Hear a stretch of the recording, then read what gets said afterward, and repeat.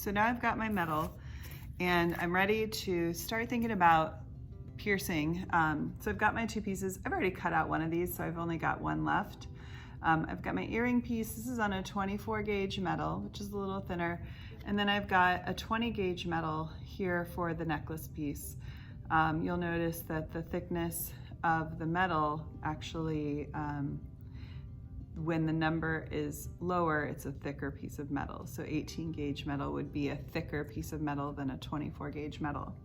So I've got my two pieces ready, and I always want to start by piercing and cutting any of the negative space on the inside. So I want to cut these inside pieces first because I have a little bit of extra metal to hold on to, especially on this little one, if I go ahead and cut the inside. If I cut the outside first, then I have less to grasp onto and to hold on to. So it just makes more sense to go ahead and cut the inside out of all your pieces. Now the big piece like this, it's not as detrimental because I still have a big piece to hold on to, but I am gonna go ahead and start by cutting all these little inside pieces out first, and then I'll get the shape out of here. I think, I'm not sure. I might go ahead and just cut this big extra piece off if it seems like it's in my way. So the things you need for piercing to be able to pierce through and cut the inside are, you'll need a drill, and this is just a simple hand drill. You don't need anything fancy. It's pretty simple to drill through with this. We need a tool called a center punch, or something that can make a little dent in your metal. You're gonna need a hammer of some sort to be able to hammer on the center punch. And you'll also want something solid. I'm using an anvil, which I'll show you here in a moment, to be able to put my center punch on. And then I also use a block of wood. I have a little broken screw in here. You could hammer a brad or a nail into it. And this just keeps, when I'm drilling, this is where I will actually drill on. And when I'm drilling, it keeps my piece from spinning around if I have this little stopper here. So those are the tools you'll need. And now I'll show you how to pierce your metal. Okay, so I'm gonna start with this piece. And I've got my anvil right here, which is just a big block that I've got attached to my workbench. I'm gonna take my center punch and my hammer. And what I want is somewhere inside this space, I want to be making a little dent using the center punch. And it's not piercing all the way through the metal, it's just a dent in the metal that allows the drill bit to have a place to go and stay, like a home for the drill bit, so that when you're spinning that drill, it's not skidding across your metal. So we're gonna center punch all of these spaces where I want to cut out. What I don't wanna do is center punch when I have a big area. I don't wanna center punch right in the center, because then I've gotta cut all the way out to the edge, and that's just wasting my time. I also don't wanna punch or drill right on my mark on my line. So, because that could actually mess up the line and I'd end up with a little dent or a divot out of there. So I want to punch to the inside of my shape, but near the edge. So let me show you a few of these punches. In fact, let me adjust the camera here so you can see maybe a little bit better. All right, so I'm just holding my center punch straight. I'm near the edge, and I kind of like to hold it towards the bottom of the punch. I feel like it's more stable, and I'm just giving it a couple little hammers. So I'm going to continue to go through these. Let me show you up close what that looks like. So you can see there's just a little bit of a dent in there, and it's not going through all the way. There's a little dent in the other side, but it's not going through. So I know my camera's shaking quite a bit as I'm hammering, so I'll do the rest of this off camera, and I'll show you, and I'll meet back with you when I've got them all center punched. Okay, so I have everything center punched now. See if I can show you up close. You can see the little dots. Now the ones that were big shapes, I did try to get close to the line, but not on it. The ones that were really, really tiny areas, I just kind of aimed for the biggest space and hit my center punch in there. And you can see all the little dents on the back, none of them are going through. I've also got my other one. I only have 2 places I need to pierce in here, and usually you only need in each area 1 hole to get your blade through.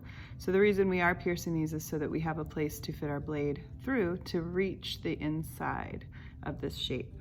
So I'll show you how to drill through now. Now that we're ready to do some drilling, one of the tools that I did forget to mention that we need is, for our drill, we actually need a drill bit. And I keep mine here in a little box. Now, the bigger the drill bit you can use, obviously the stronger that drill bit is and the less likely you are to break it. So where I have big areas, big places that I'm going to cut, and I'm not gonna risk hitting an edge, I'm gonna go ahead and use a bigger or medium-sized drill bit. Where I have little teeny tiny places, I may have to switch to a smaller bit. So I'm gonna start with this middle of the road drill bit. And drill bits really, they only work if you break them, they're done. You need that the little tip to start the digging into the metal. So don't try to keep drilling with a broken drill bit. You'll have a really hard time. So I've got this hand drill, and if I'm spinning this top piece, I'm also noticing that the handle moves. So I want to be able to open this up enough to fit the drill bit in, and then to cinch it down, tighten it down onto the bit. So I need to be able to have this move independently. So I'm going to hold this handle down. I'll put my drill bit down. I'm just going to hold onto it so it's not able to spin when I open this up. I'm actually wanting it to be just slightly bigger than the bit itself so that I can slide that bit down in there. I need to open it a little more, and I'm going to slide it all the way down. And then I'm going to make sure it's right in the center there of those 3 pieces, and I'm going to tighten it back up while I hold the handle.